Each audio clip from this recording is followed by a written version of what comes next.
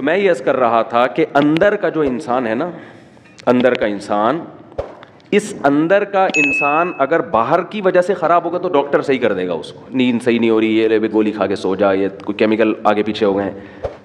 لیکن اگر اس کی باہر کی وجہ سے نہیں ہے، یہ اندر ہی کا فالٹ ہے، تو یہ نفسیاتی ڈاکٹروں کا کام نہیں ہے. یہ کس کا کام ہے؟ پیغمبروں کا. اور جو پیغمبروں کے جانے کے بعد جو پیغمبروں کے وارث ہیں، جو پیغمبروں کو فالو کرتے ہیں، وہ صرف علماء ہیں، اس کے علاوہ کوئی بھی نہیں ہے. وہ عالم جو باعمل ہو، وہ عالم جس کے پاس صحیح علم ہو، اس کے علاوہ اندر کے انسان کو ٹھیک کرنا کسی کے بس میں نہیں ہے. اور ایسے عالم جو باعمل بھی ہوں اور علم بھی ہو اور تجربہ بھی ہو، ان کو بزرگ کہا جاتا ہے ہماری اصطلاح میں. سمجھ میں نہیں آتی بات؟ تو ہم یوں بھی کہہ سکتے ہیں کہ اندر کا آدمی بزرگوں کی بغیر ٹھیک نہیں ہو سکتا. ہاں، بزرگ کی پھر دو قسمیں، سچی مچی کے اور جھوٹی موٹی کے. تو وہ تو ہر چیز کی دو قسمیں ہیں. ہر چیز کی کتنی قسمیں ہیں بھائی؟ ہر جگہ ایک نمبر بھی ہوتے ہیں، دو نمبر بھی ہوتے ہیں. بادام خالص بھی ملیں گے، دو نمبر بھی ملیں گے آپ کو. چینی ایک نمبر بھی، اور آپ کہہ سکتے ہیں دو نمبر چینی کہاں سے ہوگی؟ وہ جو پہلے جنرل مشرف کے دور میں یوٹیلیٹی اسٹور سے سستی چینی ملتی تھی، وہ دو نمبر ملتی تھی، ٹھیک ہے نا. وہ ڈبل ڈلتی تھی، جتنی مہنگی چینی آدھی ڈلتی تھی. تو وہ اس طرح گورنمنٹ نے کھسوٹی ہے لوگوں کو. ارے پتی ایک دفعہ کوئی لے کر آ گیا ہمارے گھر میں، سستی ہے، بہت بہت سستی، آدھے ریٹ پہ. اتنی سستی پتی فلاں جگہ سے مل رہی ہے. تو جو وہ سستی پتی مل رہی ہوتی ہے نا، اس کے 2 چمچے ڈلتے ہیں، اور مہنگی والی کے 1 چمچہ ڈلتا ہے. اور وہ 2 چمچے ڈل کے بھی وہ ذائقہ نہیں آتا اس کا. سمجھ رہے ہو؟ تو یہ گورنمنٹ جب سستائی کرتی ہے نا، تو یہ سیٹنگ ہو جاتی ہے حکومت کی. نہیں آ رہی سمجھ میں؟ تو ہر چیز میں جب 2 چیزیں ہوتی ہیں، 1 نمبر بھی اور موبائل 1 نمبر 2 نمبر ہوتے ہیں کہ نہیں ہوتے؟ تو یہ کہنا کہ سارے بزرگ ہی غلط ہوتے ہیں. اب بعض لوگ کہتے ہیں ان لوگ کے بزرگ غلط ہیں، تو اپنے والے لے آؤ، تمہارے بزرگ مارکیٹ میں ہے ہی نہیں، ٹھیک ہے نا. بھائی آپ لے آؤ نا کوئی بزرگ، تو بزرگوں کے بغیر تو اندر کا آدمی ٹھیک ہوگا نہیں، یہ تو ممکن نہیں ہے. بزرگ کا مطلب یہی ہوتا ہے جس کا علم، تجربہ، تقوی، یہ تینوں چیزیں زیادہ ہوں، اور پیغمبر صلی اللہ علیہ وسلم کو فالو کر رہے ہو. کیونکہ پیغمبر کی اطاعت کے بغیر آپ اندر کے آدمی کو ٹھیک نہیں کر سکتے. خود نہیں ٹھیک ہو سکتا، دوسروں کو کیسے ٹھیک کرے گا؟ یہ اسلام کا دعویٰ ہے، یہ ہوائی باتیں نہیں ہیں. آج لوگ ماہر نفسیات سے اپنے اندر کو ٹھیک کروا رہے ہیں. کچھ باتیں ان کی اچھی ہوتی ہیں، میں یہ نہیں کہہ رہا کہ 100% غلط ہوتے ہیں. وہ جو ان کی ٹھیک باتیں ہوتی ہیں وہ تو اسلام پہلے کر چکا ہے وہ باتیں. لیکن صحیح معنوں میں آدمی اندر سے ٹھیک جبھی ہوگا جب کس کو فالو کرے گا؟ پیغمبروں کو. اور پیغمبر کے دنیا سے جانے کے بعد علماء کو فالو کرے گا، صحیح علماء کو، اہل حق علماء، ورنہ اندر سے ٹھیک ہو ہی نہیں سکتا.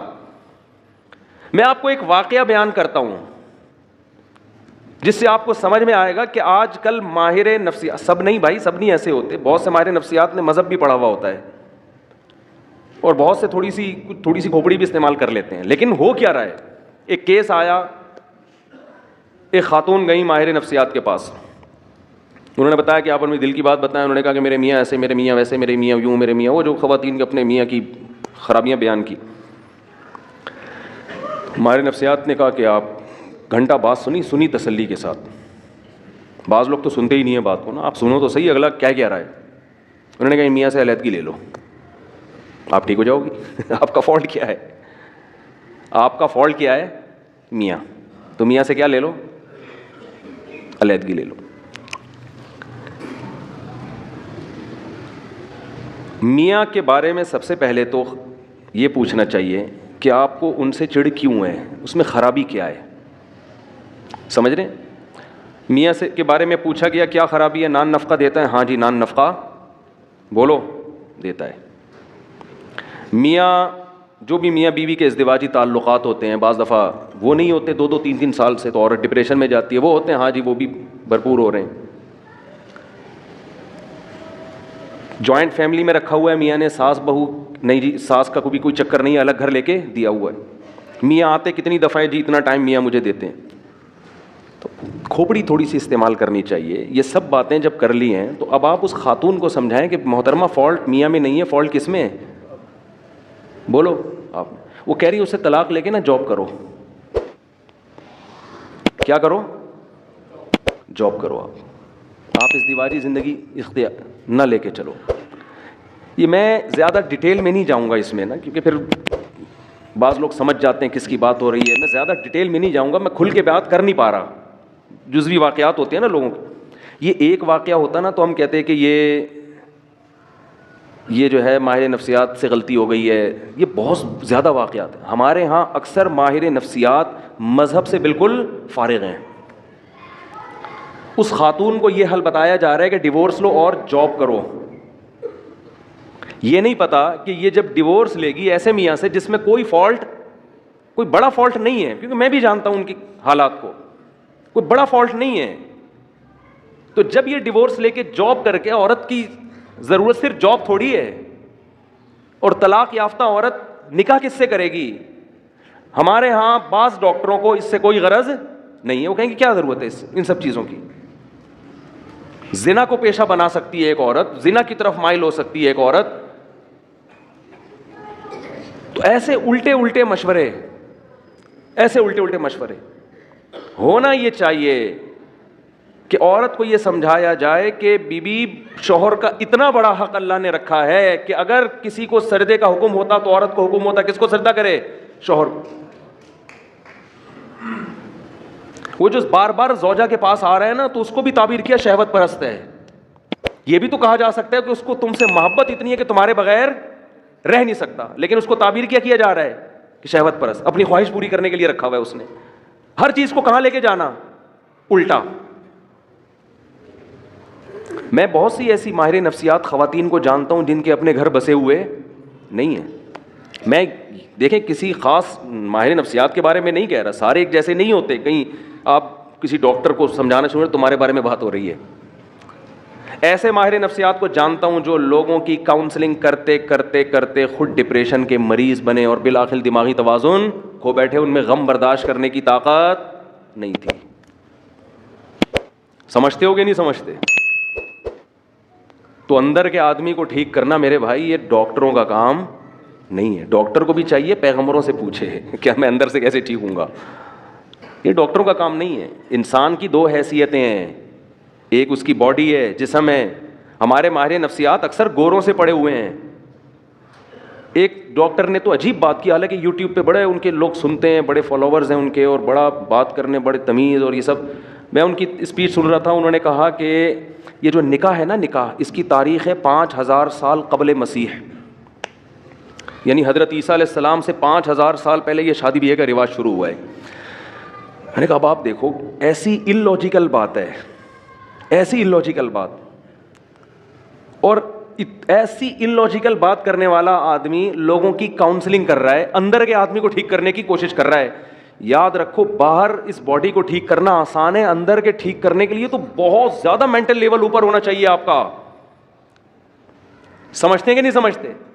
یعنی اس کا مطلب یہ ہوا کہ حضرت عیسیٰ سے 5000 سال پہلے جو دنیا بھر میں آبادی پھیلی ہوئی تھی وہ ساری زنا کرتی تھی, بدکاریاں کرتی تھیں.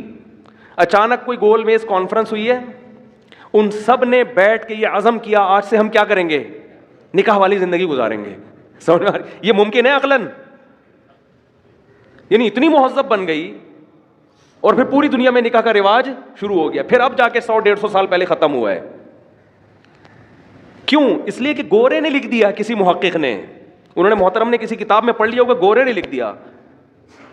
اور گورے نے کیوں لکھا؟ کیونکہ اگر آپ یہ مانتے ہیں کہ نکاح ہمیشہ سے ہے تو آپ کو پیغمبروں کو ماننا پڑے گا.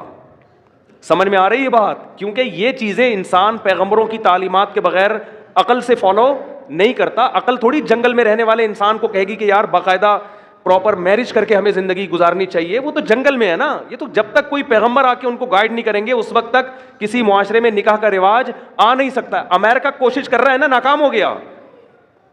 کوشش نہیں کر رہا وہ فیملی سسٹم کو بحال کرنے کے لیے. لندن کوشش نہیں کر رہا. یہاں تک کہ گرل فرینڈ کو بیوی والے درجات دے دیے کہ 3 مہینے کوئی گرل فرینڈ آپ کی رہے گی نا تو آپ چھوڑ نہیں سکتے اس کو. کسی بھی طرح سے کوئی ہے نا کہ ریلیشن, کوئی فیملی کا کوئی ہیولا ہی وجود میں آ جائے, کوئی صورت وجود میں آ جائے, وہ اتنے پڑھے لکھے ہو کے اتنی پاور کر کے شادی کا سسٹم بحال نہیں کر سکے. اور عیسیٰ علیہ السلام کے زمانے سے 5000 سال پہلے گول مینس کانفرنس ہوئی جنگلیوں کی, انہوں نے بیٹھ کے شادی کو پروموٹ کرنا شروع کر دیا. کیوں؟ صرف گورے نے لکھا ہی ہے, گورے کی تحقیق ہے. نہیں آ رہی بات میرا خیال ہے سمجھ. تو یہ اتنا گورے سے متاثر ہیں اتنا متاثر ہے. سیدھا سیدھا بول دو, قرآن میں لکھا ہوا ہے کہ ہم نے آدم کو مٹی سے بنایا اور پھر ان کی زوجہ حوا کو بنایا اور ان کا نکاح کیا اور زمین کو انسانوں سے بھر دیا. یہ بات مانتے ہوئے شرم آتی ہے. کیوں؟ اس لیے کہ لوگ کہیں گے یہ ماہر نفسیات گوروں کی تحقیق پیش نہیں کر رہا, بلکہ یہ قرآن و سنت کی باتیں کر رہا ہے, ہم نے مولویوں کی باتوں میں نہیں آنا, یہ تو مذہبی باتیں کر رہا ہے. قرآن نے دو ٹوک لفظوں میں کہا ہے کہ بھئی انسان کی بنیاد نکاح سے شروع ہوئی ہے, زنا سے شروع نہیں ہوئی ہے. زنا بعد میں آیا ہے, نکاح قدیم ہے. جیسے قرآن کہتا ہے کان الناس امۃ واحدہ, ان سب لوگ ایک توحید والے دین پر تھے. بت پرستی بعد میں آئی ہے, بت پرستی قدیم نہیں ہے. سمجھ میں آ رہی ہے کہ نہیں آ رہی ہے؟ انسان کی ابتدا اچھے انسان سے ہوئی ہے. ایسا نہیں ہے کہ انسان برا تھا, آہستہ آہستہ مہذب بن گیا. یہ بات غلط ہے. انسان پہلے تہذیب یافتہ تھا, آہستہ آہستہ بد تہذیبی کی طرف گیا ہے. کیا کریں, ہمارے جو لبرل طبقہ ہے نا وہ الٹی کہانی بتاتا ہے. وہ کہتے ہیں پہلے انسانوں میں تہذیب نہیں تھی, اب انسانوں میں کیا آ گئی ہے؟ تہذیب. مذہب یہ کہتا ہے پہلے انسان تہذیب یافتہ تھے, آہستہ آہستہ بد تہذیبی آئی ہے, شرک آیا ہے, زنا آیا ہے. پہلے تو میرج سسٹم تھا, پہلے تو خاندانی نظام تھا, پہلے تو توحید تھی, ایک خدا کی عبادت پیغمبروں کو لوگ مانا کرتے تھے. سمجھ میں آ رہی ہے بات کہ نہیں آ رہی ہے؟ تو اندر کے انسان کو ٹھیک کرنا میرے بھائی کس کا کام ہے؟ یہ پیغمبروں کا کام ہے. اس میں آپ ڈاکٹروں سے رابطہ نہ کریں, یہ پیغمبر ہی ٹھیک کریں گے. تو اندر کے میں بات عرض کر رہا تھا آپ سے, میرے پاس تو کتنے لوگوں کی کالز آئی ہیں. جب میں کالز اٹھایا کرتا تھا ونس اپون اے ٹائم, کیونکہ جب بھی میں بات کرتا ہوں لوگ ایک دم جلنا شروع ہو جاتے ہیں, یار پتہ نہیں کون سی کال آپ کے, ہم تو کرتے ہیں تو اٹھاتے نہیں مفتی صاحب. جب میرا موڈ ہوتا ہے نا تو میں کالیں اٹھانا دھڑا دھڑ شروع کر دیتا ہوں, پھر ایک دم بند کر دیتا ہوں. آپ کیا ایسا کیوں؟ اب میری مرضی ہے, اور کیا, میرا فون ہے, میری جیب ہے, میرا کان ہے, میری مرضی, اور کیا. اس میں آپ یہ اس میں کیوں کا کیا مطلب؟ میں جب دیکھتا ہوں کہ بھائی میں پاگل ہو رہا ہوں فون سن سن کے, تو میں بند کر دیتا ہوں. اب لوگ کہتے ہیں اتنی ضروری بات ہے, اتنی ضروری بات ہے. ہمارے محلے میں ایک ڈاکٹر صاحب تھے, وہ بیچارے ڈاکٹر بن کے ان کا خیال یہ تھا کہ میں لوگوں کا علاج کرتے کرتے خود دنیا سے چلا جاؤں. کوئی محلے میں کوئی ایمرجنسی ہو, لوگ ان کا گیٹ جا کے بجا رہے ہیں. اب ظاہر ہے ایمرجنسی تو ہوگی نا, کسی کا ہارٹ کا مسئلہ ہوگا, کسی کے گردوں میں پین ہوگا. وہ ڈاکٹر بیچارے کا ایسا حشر کیا لوگوں نے کہ وہ اس کو خود ہارٹ اٹیک ہو گیا.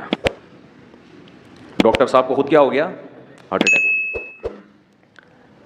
کیونکہ کوئی کسی بھی, اب لوگ تو آئیں گے بھائی ایمرجنسی ہے یار, ہم کچھ تو کرو, اس کو کچھ تو نیمبو چٹاؤ, کچھ قہوہ پلاؤ, کچھ ٹیکا لگاؤ, کچھ تو کرو نا بھائی. ٹھیک ہے ہم بڑے ہاسپٹل جاتے جاتے تو ٹائم لگے گا, ڈاکٹر صاحب یہ آپ سو رہے ہو اور یہ بندہ, لوگوں کو نہیں سمجھ میں آتی یہ چیزیں. ڈاکٹر صاحب نے اپنا علاج یہ کیا, انہوں نے بولا بھائی میں تو مر جاؤں گا اسی طریقے سے, نہ دن میں چین نہ رات میں چین. وہ رات کو نیند کی گولی کھا کے سوتے تھے, اور گیٹ کے سب سے کونے والے بالکل دوسری طرف جہاں آواز ہی نہ آئے, بیل بھی رات کو بند کر دیتے تھے. ایک دن کوئی محلے میں ایمرجنسی ہوئی, کسی کو اٹیک ہوا, کیا ہوا, جا کے دروازہ بجایا ڈاکٹر صاحب کا. گیٹ تھا لوہے کا, دھاڑ دھاڑ دھاڑ, ڈاکٹر جوں بھی نہیں رینگ رہی ان کے نا. پھر پتھر اٹھا اٹھا کے مارنا شروع کیے لوگوں نے. ابے کول بندہ مر رہا ہے, وہ پڑے ہوئے سو رہے ہیں. وہ اپنا فجر کی نماز کے پابند تھے, اٹھ کے آئے تھے بہت اچھے. اپنی والدہ کی خدمت کی وجہ سے امریکہ کا انہوں نے ویزا مسترد کر دیا. امریکہ ان کو جاب مل رہی تھی, بہت اچھے. انہوں نے کہا میری ماں کی خدمت کرنے والا کوئی بھی نہیں ہے. تو یہ نہیں کہ اولڈ ہاؤس میں عیدی سینٹر میں جمع کرا کے اماں کو نکل جاؤ. انہوں نے کہا نہیں میں نہیں جاؤں گا. اچھے آدمی تھے. سب سے پہلے تو اپنی ماں ہے نا. تو مجھے وہ منظر یاد ہے, پتھر مار رہے ہیں, تاڑ تاڑ تاڑ. میں نے کہا اتنے بم دھماکے تو پوری محلہ نکل آتا تھا, وہ نہیں اٹھتے تھے. وہ اپنا آرام سے فجر کے بعد اٹھ کے آتے, نماز پڑھتے. کیا ہوا کہ ان کو کوئی غرض ہی نہیں اس سے. وہ کہتے بھائی میں خود ہارٹ پیشنٹ بن چکا ہوں, ایسے تو ہر دوسرے دن کوئی آئے گا, کبھی کسی کا کوئی ایمرجنسی. ایک خدمت کا بھی ایک اصول ہے نا, ایک طریقہ ہے, اس طریقے سے ہوگی.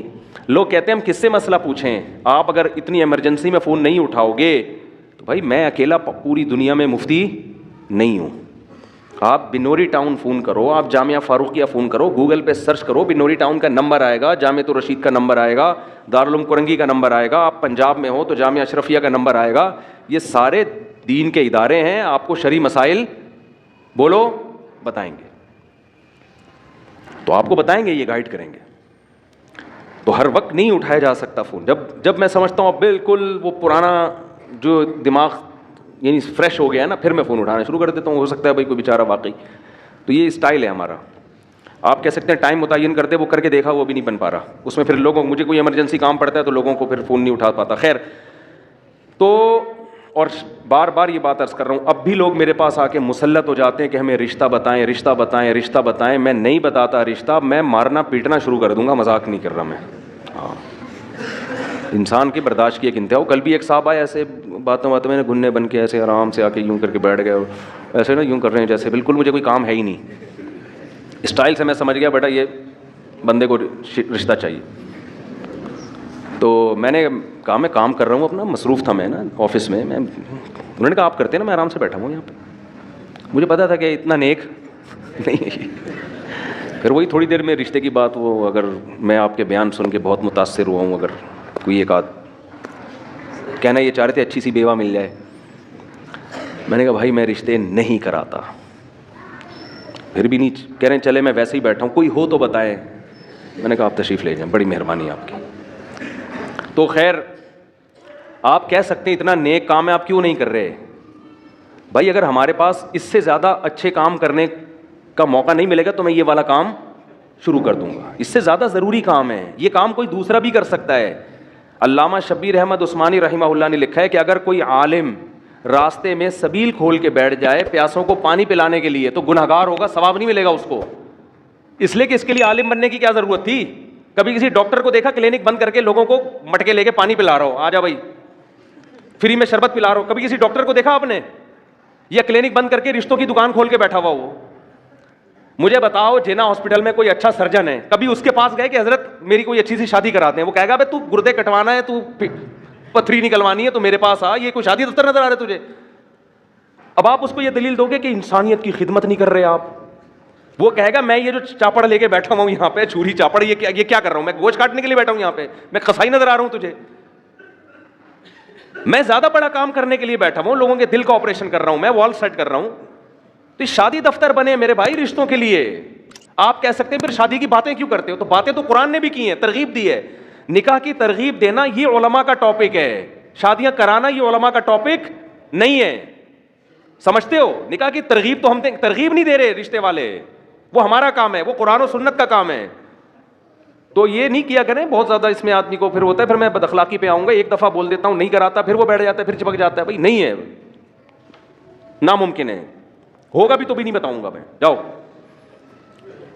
اچھا اتنے تیز ہوتے ہیں, وہ کہہ رہے وہ آپ اس کو بتا رہے تھے نا, اس کو کیا بتا رہے تھے, حالانکہ اس کو بھی میں ٹرخا رہا تھا ٹرخا رہا تھا اس کو بھی میں. تو ہمارا کام مردوں کو نہلانا ہمارا کام نہیں ہے.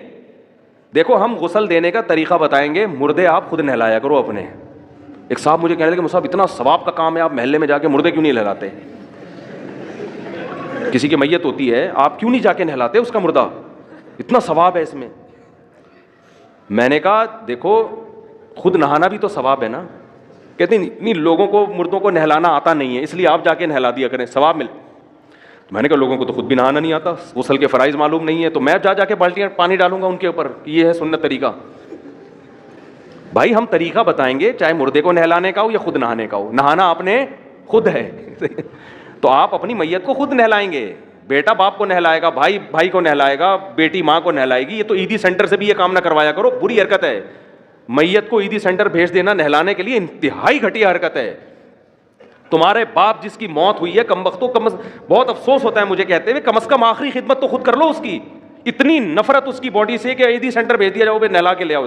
کس مذہب نہ ہونا, اور یہ پڑھا لکھا طبقہ جو ہمارا جس طرف جا رہا ہے, اللہ کی پناہ ہے, 100 دفعہ اللہ کی پناہ مانگتے ہیں ہم اس کلچر سے, کہ کم از کم یار آخری خدمت بیٹی ماں کی کر لے, اس کو خود نہلا تو دے. ایسا ہوتے ہیں جیسے کوئی تعلق ہی نہیں ہے اس سے. تو یہ کام علماء کا ہے نہیں, میتوں کو نہلانا, میتوں کو کفن دینا. بعض لوگ پروفیشنل بیسس پہ یہ کام کر رہے ہیں, ان سے کروائیں آپ, یا ویسے ہی کوئی فی سبیل اللہ کر رہا ہے تو کرو, میں نہیں کروں گا یہ کام. سمجھتے ہو؟ تو بات کہاں سے کہاں چلی جاتی ہے یار. میں عرض کر رہا تھا بھائی اندر کے آدمی کو ٹھیک کرنا کس کا کام ہے؟ یہ پیغمبروں کا کام.